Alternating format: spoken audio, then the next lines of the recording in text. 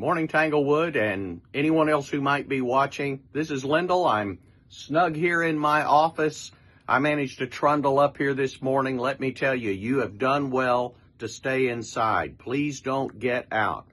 I am not a good example of common sense today. But I am so glad you're here with us watching, at least as much as you can be. I am on this morning to share with you some of the message I was going to preach in the auditorium, and I hope you'll stay with me on this. It is the Lord's Day, and thank God we've got some electronic means, so let's use what we got, right? I want to talk to you a little bit this morning out of Paul's last letter that we have. It's 2 Timothy. He wrote it to his young son in the ministry. And he may have written after that, but if he did, we don't have it. And Timothy, oh man, just a great book. It's full of wisdom and information, and I mean, it's a treasure trove. And right at the beginning of the book, he addresses something with Timothy that is really an issue all over America today, and certainly I think among us. Most of us will identify with this son. Now, Paul had just told Timothy, you need to stir up the gift that God's given you. It's kind of you need to get after it, man. You need to ramp it up. And then he makes this statement to him. He said, for God has not given us the spirit of fear, but of power and of love and of a sound mind. So let's talk about that a little bit this morning, because that touches on some things that I think are issues with a lot of us. First, he gives us something that God has not given us. He said, God has not given us a spirit of fear. Now, that fear, the word there for fear, is not like physical fear. It's timidity. He said, God has not given you the spirit of timidity. Now, apparently, Timothy struggled with that some. Over in 1 Timothy, Paul had told him, listen, don't you let people disrespect you. You be an example and you stand up. Apparently, he was not a bold guy by nature. And so Paul said, don't do that. That is not from God. Now, I think that speaks to us because we live in a timid generation. And I'm not just talking about churches. I think it's seeped into our churches. But we're living in a day when, I mean, people can be bold on social media, no doubt. They're certainly bold in a mob. But one-on-one, we are obsessed with not offending. We are obsessed with keeping it easy, keeping our head down, being invisible. The last thing we want to do is attract attention by ourselves, and into our churches that has come. And we have become kind of secret Christians. We almost hope people don't see us going in and out of church. We furl our flag. We bow our heads. And God says, that doesn't come from me. You don't see that in the New Testament. You don't see it throughout Christian history. We don't see it among Christians in many other nations. But boy, we see it in America. And we find ourselves thinking, well, I'm just kind of shy. I'm an introvert. I'm timid. Well, God says, not from me, you're not. That is not the biblical picture of a Christian. He said, in fact, I've given you a whole other package. So here's what he says I've given you. He said, I've given you three things.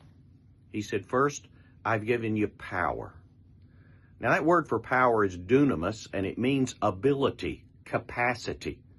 Basically, what he's saying is, I'm not asking you to do anything that I haven't given you the ability to do. We're quick to quote out of Philippians, I can do all things. Well, this is very similar to that. He said, you can do anything I've given you to do. I'll make sure. You may have some natural wiring for it, but the rest may actually be from my Holy Spirit. But I will give you the ability. Don't be afraid. Don't be timid. I have set you up for this. I have prepared you for this. Even if you're not naturally, you don't have a natural bent toward it. I have given it to you. I've given you the power. And then he says the love. Now the love, that's agape love. It's a deep, heartfelt love. I think all of us know when we really love someone, we can be pretty bold, can't we? I'm going to tell you, you begin to talk about my wife negatively, and I'll bow up pretty quick. I get pretty defensive. I love her. Most people understand that.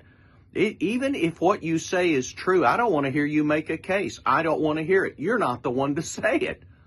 That is my wife, and I'm in love with her. You're watching, aren't you, Donna? Remember this. I'm making points. And so it's the same way. God says, I will give you a love for the people that you should love and the things you should love, and then I'll give you the capacity to deal with that. You don't have to be timid.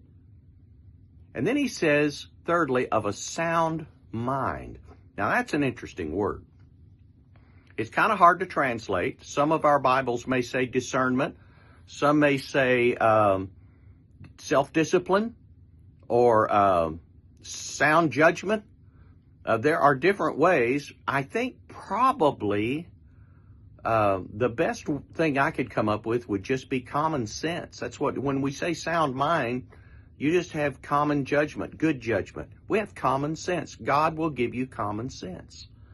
And so boldness is something that's used with discernment. When I was a young preacher, I remember guys that had a zeal for God, but not according to knowledge. They were the guys, if they got on a city bus, pretty soon everybody's crawling out the windows to get away from them. God does not expect you to have that kind of boldness. He doesn't expect you to go into a hospital and speak to someone who's terminal and lecture them about tithing, just so you can say you've given all the word. That's not Holy Spirit boldness. He will give you discernment to know when to be bold, how to be bold, what to say, how to say it, what may be not to say right now. But you will have the courage to do and be and say what you should be when you should be it.